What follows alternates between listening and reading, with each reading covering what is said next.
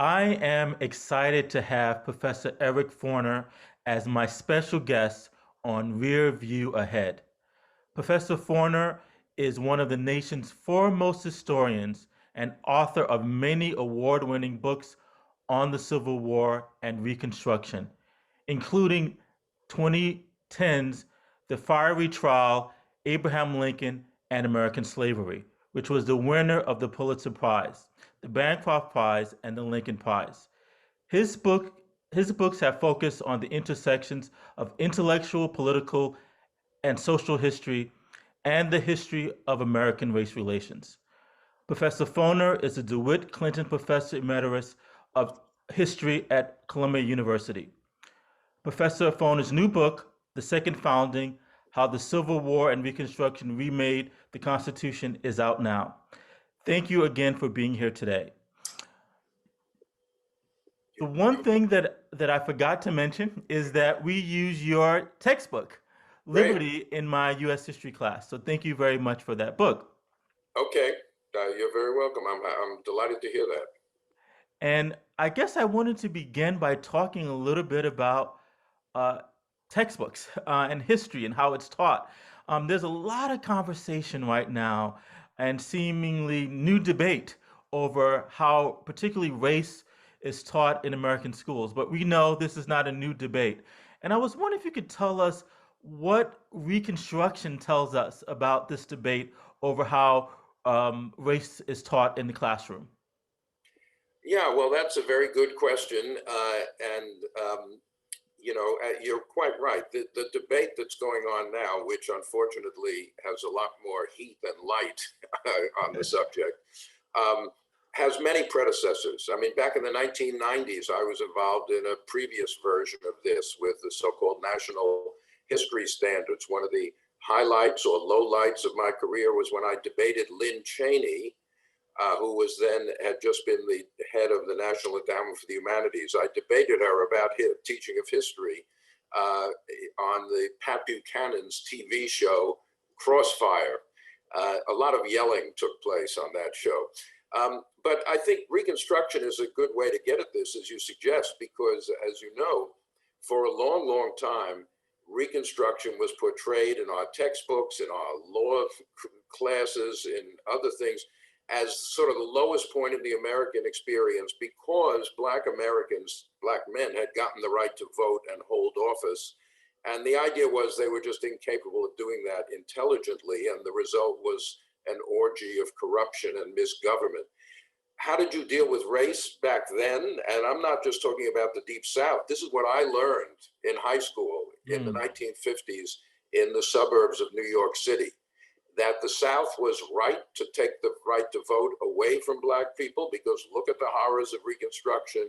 And if the democratic rights of African Americans in the South were restored, you just have another replay of that horrible moment. So that view of history was part of the intellectual, you might say, legitimation of the Jim Crow South. Fortunately, that view has been wiped away. There is no historian in the country today who adheres to this, but it illustrates that there is always a connection between history and the present.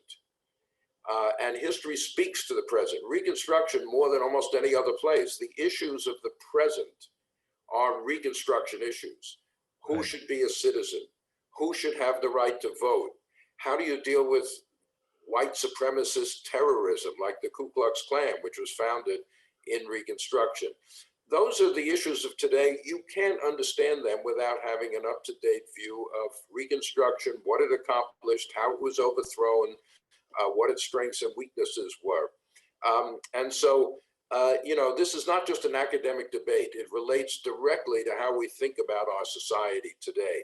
And those who are trying to basically just eliminate discussion of race in our schools are doing that for political purposes. They're not interested in historical interpretation. They want to push back against the racial reckoning that has taken place in this country since the murder of George Floyd and other similar events. So, even people who aren't historians ought to be disturbed by this effort to use state law to tell teachers what they can and cannot say in the classroom.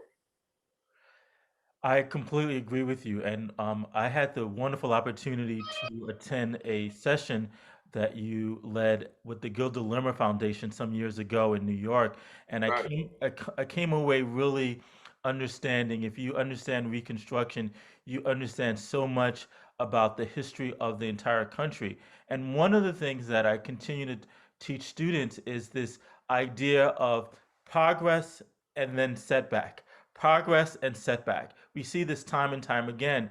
And I see in some ways immediately after the George Floyd killing, a lot of, one might describe it as a racial awakening happening. And I was waiting for the backlash. I was waiting Yeah, for the backlash. there's always a backlash, and yeah, that's one of the points that is driven home when you think about this whole subject of race, slavery, Jim Crow, the aftermath.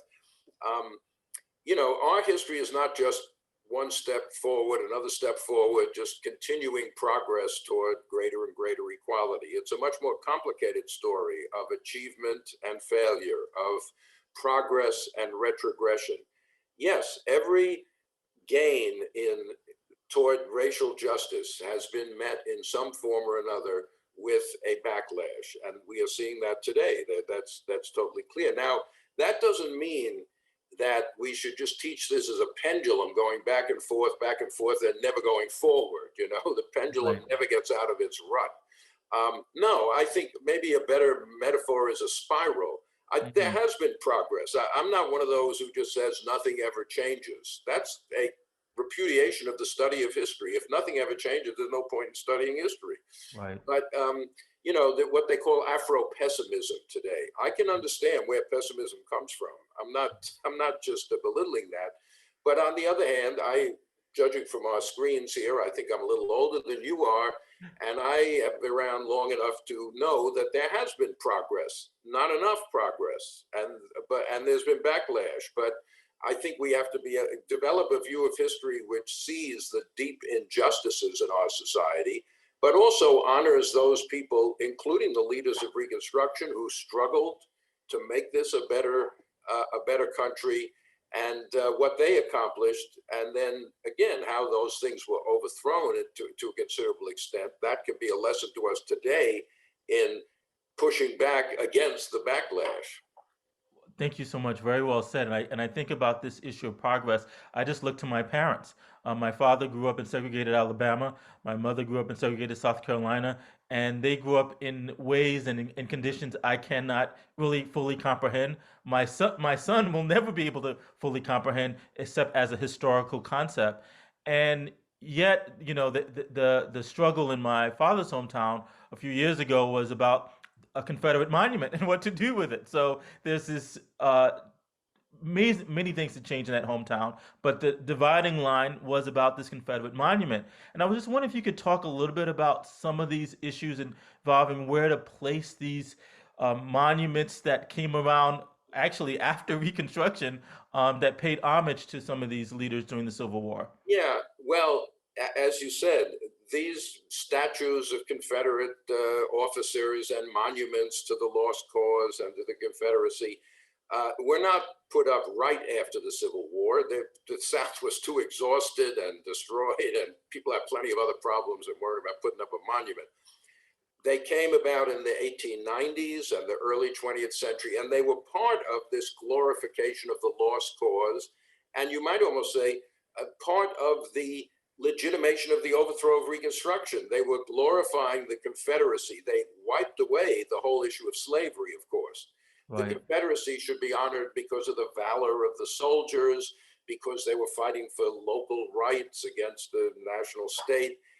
You're not going to find too many statues which say this man died fighting to preserve slavery.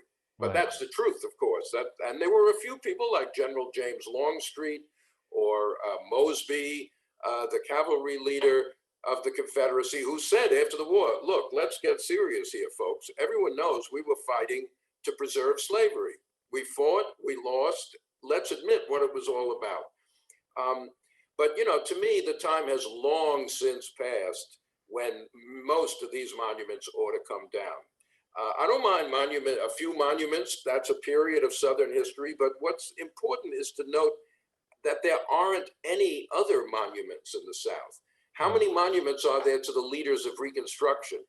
Right. There were 16 African American men who served in the Senate or the House of Representatives during Reconstruction. As far as I know, there's only one little bust or statue of one of them in South Carolina to this day. So, you know, what is put, it's the absences we have to think about as well as the present. The absence of glorification of those who struggled to to end slavery, who struggled to create a multiracial democracy in the South during Reconstruction. Oddly enough, there are far more monuments to Martin Luther King and civil rights leaders, even though that's much closer to our current day, than to the people back in the 19th century. It's weird. White Southerners seem to have a way that can accept the civil rights movement as an important part of Southern history. But when you get back to Reconstruction, they're still not really interested in honoring the people who fought for equal rights then. One of the things you mentioned that I always think about when I talk about and process this really important part of American history is really the beauty of those black congressmen being elected in and also in state legislatures, as well as some of the senators that were elected. And one interesting fact about me is that I've had an opportunity to meet every African American senator elected since Reconstruction. Wow, good for you. I'm very proud of that fact. You telling me you met Edward Brooke, did I you? met Edward Brooke. Wow, okay. And I have a Okay. photo with all of these men and two women. One question I have for you though, it's a wonderful thing that I celebrate. It's also very sad when I think about the numbers. And I was just wondering if you could talk a little bit about what the beauty of what happened during the Reconstruction that allowed for that to happen, and some of the challenges for African Americans to be in terms of political leadership in both the Yeah. House and the Senate. Well, I mean, that's a good point. It's, you know, on the one hand, I think that there's about 12 people who have served as African American US Senator. Almost all of them in the last few years, Yes. actually. You had the two in Reconstruction, you had Brooke in the 1950s into the 1960s, and then you got Carol Moseley Braun in the 1990s, I think, Yes. and then a whole bunch of them in the early part of this century, and then down to today with Kamala Harris until she got elected, and Tim Scott from South Carolina, who's in there. But there were maybe 2,000 senators Yes. in the history of the United States, more or less. 12 out of 2,000 Yes. is worse than 1 out of like 45, the Right. presidents, right? People celebrated Obama breaking a barrier. These black senators have broken an even stronger barrier. What is the problem? Well, you know, in the 19th century, as you know, senators were chosen by the state legislature, and in general, African Americans didn't have a lot of power in most of these state legislatures. Even in Reconstruction, it was white Republicans who were more powerful. But members of Congress, you know, it's very hard to get white voters to vote for black candidates. Now, Obama proved you can do it. I mean, Right. whatever one's positive or negative views of Obama, he was able to appeal to a large white voting bloc, even though most whites did not vote for Obama either time he ran, but he won plenty of white votes, obviously. But the black people who've been elected lately are either members of Congress from largely black districts, you know, from here in Harlem where I live, or from other such districts, or in states with, you know, high black populations. I mean, if you went down the number of black governors, you'd find even fewer than in the Senate. Right. Because in these, the larger the constituency, the more difficult it is for the black candidate. You can't just rely on black votes to be a US senator or to be the governor of a state or something like that. And it just shows that there's still a lot of resistance among white voters, even Democrats who are, in the party where most blacks reside. So it's complicated, and you're right. There's still these barriers, and but the fact that you've had 12. I mean, when I started writing about this, there were 3. Right. There was the 2 in Reconstruction and Brooke. That was it. Right. So there's been a little bit of progress, let's say. I want to end with just a little bit about you. I mean, your contributions to Reconstruction and understanding the Civil War has made such a difference in terms of how we understand this important period in American history. Could you tell us a little bit about how you started your journey in studying Reconstruction? Yeah. Well, I appreciate saying that. I think it starts really with my family. My father was a historian. My uncle Philip Foner was a historian. W.E.B. Du Bois was a friend of my parents.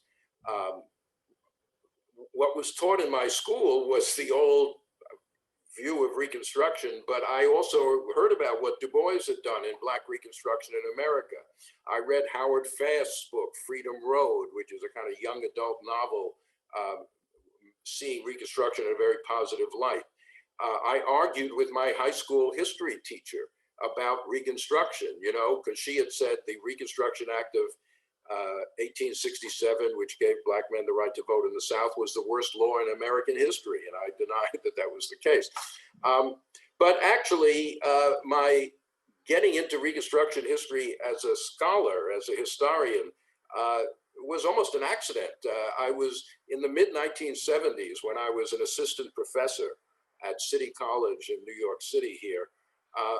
Out of the blue came an invitation from Richard Morris, who was one of the editors of this book series called the New American Nation series, which has a book on each period of American history. He said, the historian who was going to write the history of Reconstruction for us has dropped out. David Donald, a very, very great historian, Yes. but he decided he didn't want to do that anymore. He went on to other stuff. And he said, would you be interested in picking up this volume and writing a volume on Reconstruction?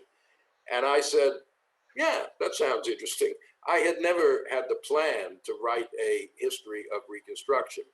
It so happened that right after that, I was invited to be a visiting professor for the spring semester at the University of South Carolina in Columbia, South Carolina. And while I was there, I made great use of the South Carolina State Archives. There were 120 boxes of documents from the Reconstruction era in what they call the governor's papers, letters written to the governors. I was just astonished going through this. It gave you a real sense of the grassroots history. At that time, even though Reconstruction writing was changing, people were still focused on Congress, on the president, those guys, which is fine, of course. Right. But what was going on at the local level, former slaves, former slave owners, Klansmen, teachers, sharecroppers, it was all reflected in these letters to the governors. And it got me, it convinced me that I needed to, that the way Reconstruction was being presented in the literature, it's not just that there was this old misleading view, it's just that even the good books didn't quite get down to what was happening on the ground. And it inspired me. I was supposed to write that book in 2 or 3 years. It took me 10 years Yes. to do it. And I'm still kind of stuck in Reconstruction. Lately, thanks to President Trump, thanks to January 6th, thanks to the backlash that you referred to, yes, Reconstruction has been kind of in the air again, and redemption, the overthrow of Reconstruction. And I'm constantly getting requests for interviews from journalists, from podcasts and others about Reconstruction. And even though I'm retired, I'm not teaching anymore. I thought I'd be sitting with my feet up, on the beach or whatever retired people do. But no, I'm still talking about Reconstruction every single week. And I'm a teacher. I think it's necessary. I can't say no if someone wants to learn about this very pivotal period. So I'm still stuck there after 40, 50 years since I was invited to write that volume. Well, I'm so glad you're stuck on it because it has been an amazing journey and it has helped me understand this period and my students in some really important ways. And so all I want to say is thank you, thank you, thank you for this time. Well, thank you very much, Mr. Braxton. And let me just say that I admire pre-collegiate teachers enormously. You have a much harder job than I did when I was teaching at Columbia University. One reason is all the students in my classes had chosen to be there freely, right? Yes. They weren't required to take my class. So that gives you a big head start in it when you have a built-in engagement with the students. And good teachers like you have to build that up from scratch in the high school classroom and do it. And now, of course, there are these laws being passed, not so much in New York State, but elsewhere, telling teachers what they can and can't, making it illegal, basically, to talk about racism in Yeah. a classroom. How are you going to talk about American history and never mention racism? We may be heading toward another Scopes trial, where back in the 1920s, where a teacher is put on trial, not for mentioning evolution, which Scopes did, but for talking about the history of racism in America, you know? So I know that pre-collegiate teachers have a lot of pressures right now, and I commend you for keeping keeping moving forward. Thank you. And I'm really lucky and blessed to have a group of students that are willing to engage in these issues and really think thoughtfully. So thank you so much for your time. Have a wonderful day. Okay, thank you very much. Nice to talk to you. Bye-bye. Bye bye.